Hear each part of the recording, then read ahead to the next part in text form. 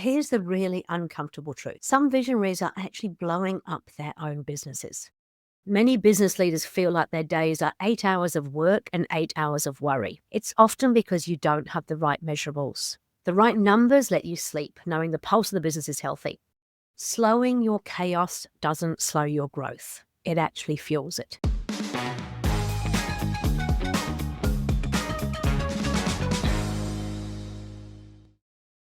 Hello and welcome to another episode of Better Business, Better Life. I'm your host, Debra Chantry-Taylor, and I'm passionate about helping entrepreneurs live their ideal life through creating a better business. Today, I am in studio on my own, and I'm going to be talking about something that might actually sting a little bit if you're a bit of a visionary. And yes, you know who you are. You're one of us. So you're the big ideas person, you're the rainmaker, you're the dreamer. You can see opportunities that no one else even notices, and that's your superpower. But here's the really uncomfortable truth. Some visionaries are actually blowing up their own businesses. And not because they're bad leaders, not because they don't care, but because that same energy and constant stream of ideas, the things that built the business, can actually stall it or even start to break it.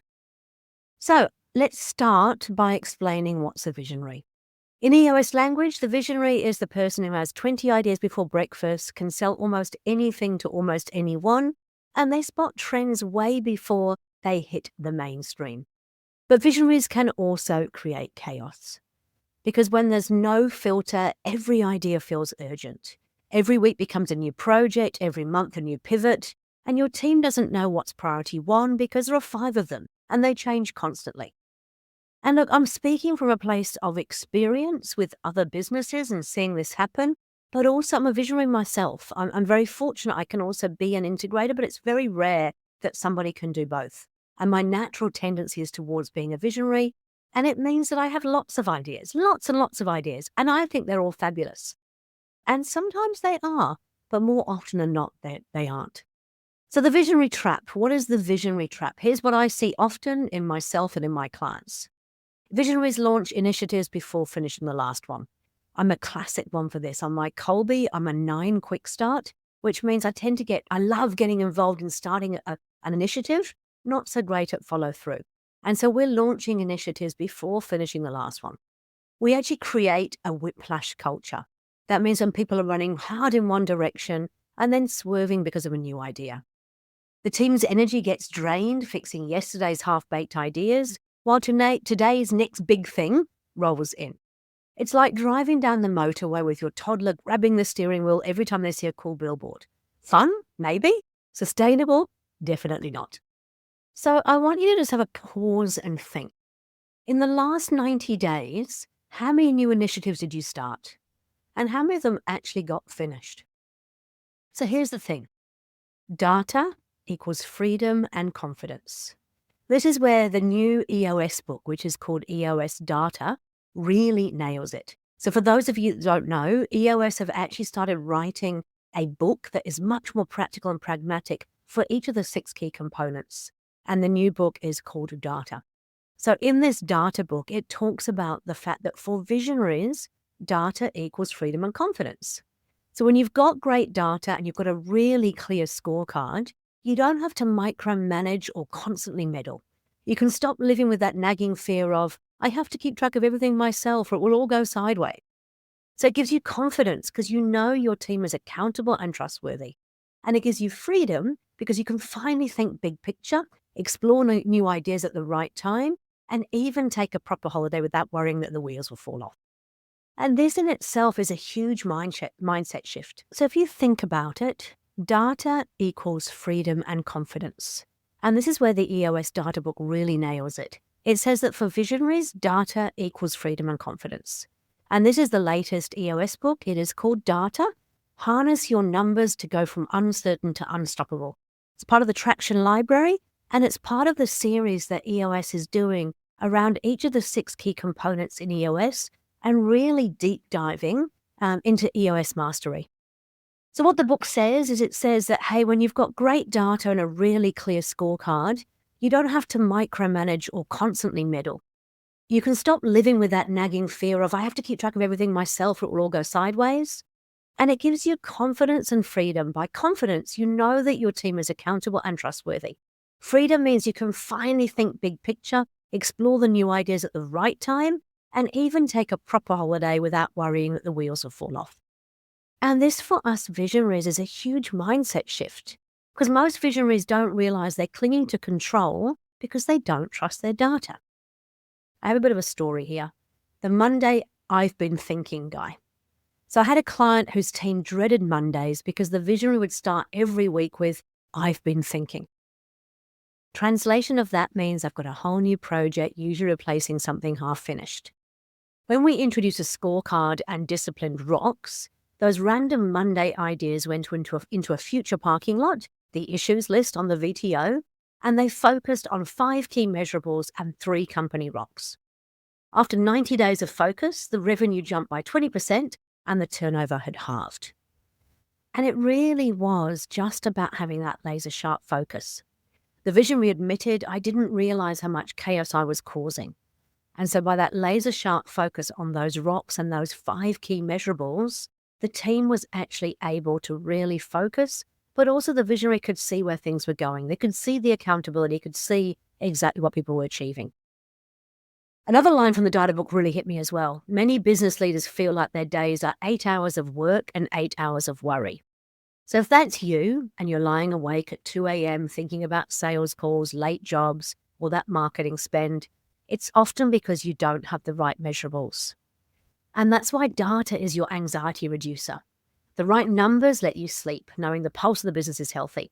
The right numbers free you from micromanaging or constantly firefighting. It's another little thing to think about here. What's the one thing that keeps you up at 2 a.m.? Is it on your scorecard as a measurable? And if not, why not? Imagine having that number on your scorecard and knowing that you can actually check in with that and know exactly what's going on.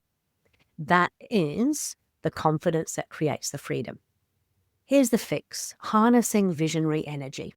Here's how to stop blowing up your business and start really scaling it. So number 1, commit to rocks. Choose those 3 to 7 priorities every quarter and stick to them. No more shiny object pivots mid-quarter. This is really important, not only for you, but also for the team. If the team is laser-sharp focused, less is more, 3 to 7 maximum things, they know what they have to focus on. But they have to know that you're not going to change in that 90 days to something else. Number 2 is to get an integrator or someone who can play that role. So the person that is the integrator, the idea of this person, I should say, is to be the steady hand who says, yeah, great idea, but let's park it until next quarter. So they're ultimately responsible for the business plan, for the profit and loss. And they're looking at it and saying, hey, look, we've already got our 3 to 7 rocks of the quarter. We don't need to add something else. And they're not there to stop those ideas, but they're there to filter them and say, hey, let's park that on the parking lot, in the VTO, in the issues section, and then let's have a look at it next 90 days and see if we can actually focus on that. Really, really important role. And I cannot stress enough how important it is to have somebody who acts as that filter between the visionary and the rest of the team. Number 3 is to build a scorecard that predicts, not just reports. So often I find dashboards, they are looking in the rearview mirror. They're looking at things that have already happened. They're just reporting on them. We want to have 5 to 15 measurables that give you early warning signs. They should be leading indicators, things that you know, if you're not hitting those right now, what is that going to look like in the future? There's a skill involved in doing this, but the great thing about the data book is it talks about the things you could potentially look at. And again, if you think about it, what are the things that are keeping you awake at night? What are the things that would really tell you that something bad is going to happen if we don't do something about this now? It's a bit like the dashboard on a car. Number 4 is use clarity breaks. So I highly recommend these. Step out of the whirlwind, give yourself space to think, filter your ideas, and bring only the best ones forward at the right time. So a clarity break is where you take yourself away from the business, away from all the distractions, away from the fighting fires, away from your team, and you are sitting there in complete silence in an environment that you enjoy. So for some of us, it's sitting on a beach, it's sitting in nature, it's complete silence, it's away from all the distractions. For others, it will be a busy cafe and you enjoy having the noise around you, but it's not your normal environment. and you do not have any of the technology or people distractions that you're getting at work. The idea is that you're then sitting there in that complete silence or in that environment where you've got no other distractions, and you're thinking very clearly about what the business actually needs. I was actually just with a client today, and we talked about the fact that they get triggered, and when they get triggered, a little bit like myself, they go off the handle. And so they tend to react and come from a space of firefighting rather than a space of clarity. And we talked about the way that I deal with this now when I recognize it is to go, right, I know that I'm triggered. I know that I am elevated. I know something's going on. I need to take myself away, and I need to spend some quiet time really processing what is going on and then thinking about what needs to be done rather than just blasting things at the team. Number 5 is an idea filter. And so, use a simple matrix. You've got things like the Eisenhower matrix that talk about, is it urgent and important? Is it important but not urgent? But also, is it high impact, low effort? If it's high impact, low effort, yes, absolutely, it's worthwhile doing. If it's low impact, high effort, then drop it. And the idea is that before you even bring those ideas into the team, into the integrator, you've already in your own mind decided whether or not it meets the criteria for even being considered. So another little story, I had another visionary who was an amazing lady, full of fantastic ideas, really changing the industry that she actually worked in. But again, she was one of those people who had a million ideas. And when I actually spoke with her leadership team, it was quite a large leadership team, way bigger than I would normally suggest. They were all working 50, 60, 70, some 80-hour weeks trying to keep up with everything. And it's like, why? What is going on? Why is this taking so long for you to do the work? It shouldn't take this long. And what we discovered was the visionary was coming in with these great ideas every week into their weekly leadership team meeting. And of course, everybody took these ideas as being gospel. If so-and-so says we must do them, we must do them. So they're running around trying to bring all these things together, trying to get all these projects done. And as I said earlier, what happens is they haven't even finished one project yet, and they're on to the next project. And for some of them, they're imagining 3, 4, 5, 6, 7 projects. That's impossible. As a human being, we can only handle, 2 or 3 things at one time. So as a company, we may have 3 to 7 rocks, 3 to 7 priorities, but each individual really shouldn't have more than 2 or 3 things they're actually focusing on. And so with this particular visionary, we brought an integrator into the business, somebody who only worked part-time. They were doing 1 day a week, really just acting as that filter between the visionary and the team, and meeting with the leadership team on a regular basis to hold them accountable, make sure they were doing the right things. But the most important role for this particular visionary was somebody who was not afraid to kind of push back and go, great idea. Why not go and do some more research on that? Well, that's a great idea. Let's park it and come back to it in a couple of weeks' time. And the idea was that the integrator was working with the visionary, not to dismiss those ideas, but to really flesh them out and make sure they were truly priorities before they got to the next quarterly, so they could then introduce them in the next 90 days. Again, because some of these ideas will be genius. They will absolutely change the world, but not all of them. And if we try to do all of them, we'll end up doing a whole bunch of half-baked things. We'll miss out on that one thing that really makes a difference. Another visionary that I worked with went on what we called an idea diet. They limited themselves to 1 new initiative per quarter, and everything else went onto the parking lot or the issues list in the VTO. And guess what happened? They doubled the revenue in a year, the team stopped burning out, and the visionary finally took a 3-week overseas holiday without checking emails every 2 hours. So again, ask yourself this. If you cut half your new ideas for the next 90 days, what could your team achieve with that focus? It really comes back to the less is more, or less but obsess. This was actually given to us as a saying by Sam Keats, one of our EOS implementers based over in Perth. And we've always talked about less is more in EOS, but the less but obsess means your team knows exactly what to focus on. They can truly obsess about getting those 3 things done. And then when they do that, they're going to really unlock the gold that comes from those ideas. The next question is around when to let go. Some visionaries secretly love the chaos because it makes them feel needed. And again, I can speak from experience. It's easy to be the one person everybody comes to because they need your advice. And it does make you feel a little bit sort of, special.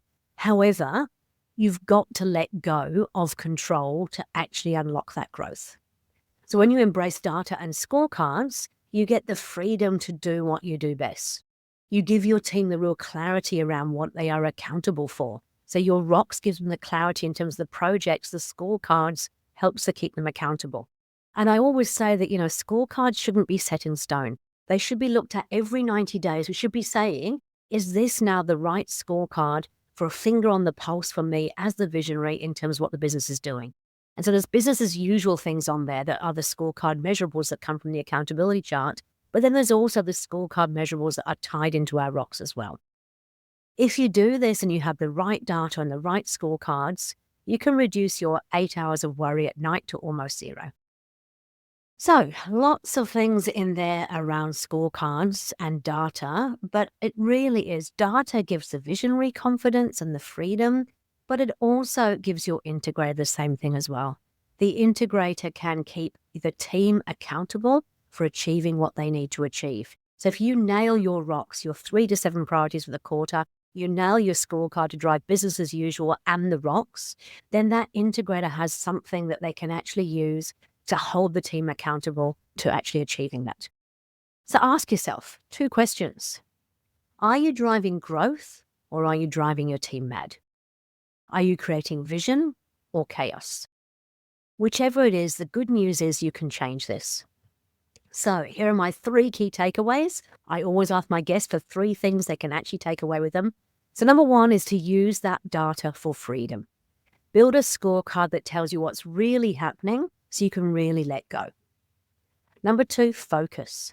Commit to rocks, 90-day pieces of work, and really commit to 3 to 7, no more than 1 or 2 or 3 for one person. And say not now to those shiny distractions. Pop them onto the VTO, long-term issues list, pop them onto the parking lot. Don't get distracted by them. And number 3, delegate and elevate. So work with an integrator or someone who can really filter and execute your best ideas. They're not going to stop you from having the great ideas, but what they will do is they'll take them, they'll make sure that they're actually fully baked and ready to come into the business so the team can focus on them at the right time. So if you're a visionary and this has hit a nerve, and let's remember that I'm a visionary too, all this stuff has happened to me, still does happen to me. I'm not perfect and I make the same mistakes. But if it's hit a nerve, then please feel free to email me. My email address is Debra, Debra, @businessaction.com.au. I'd love to hear your stories and maybe I can share some practical tips. And remember, slowing your chaos doesn't slow your growth. It actually fuels it. If you want to get hold of a copy of the data book from EOS Worldwide, then by all means also drop me an email. We'll make sure you get hold of a copy of it. I hope that's been helpful. I'm going to share a few of these things from the various EOS books that we've got around the Mastery series. The scorecard is one of my favorite tools. I have to say, when I first saw the title data for the book, I thought, really? A whole book on data? That will be boring as batshit. But it hasn't been. It's been absolutely fantastic. It's really practical. It's really pragmatic. And the great thing is, it's going to sound silly, you won't be able to see this unless you're watching on video, but it's full of lots. It's full of lots of pictures and it's really easy to read. So you can literally read this in a couple of days and just absorb all that gold. You can give it to your integrator, ask them to adopt it into the business. But really remember that your data is going to give you the freedom and the confidence for your visionary and for your integrator to really accelerate that growth in your business. Hope you've enjoyed the episode. Look forward to seeing you again next week. Thank you.